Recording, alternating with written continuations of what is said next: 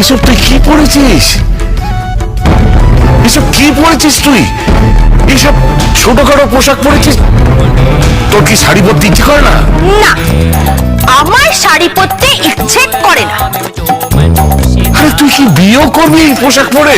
হ্যাঁ, আমি এই পরেই বিয়ে করব। তোর কি মাথা মাথা খারাপ হয়ে গেছে নাকি?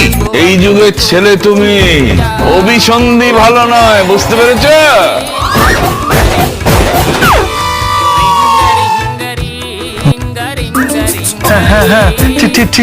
ঠিক আছে এই গোবিন্দ, আগে করতে বাবু। এই ছোকরাকে বলে দে নিপা বাড়িতে নেই বলে ভেবে যেন না নেয় যে বাড়িতে অভিভাবক নেই।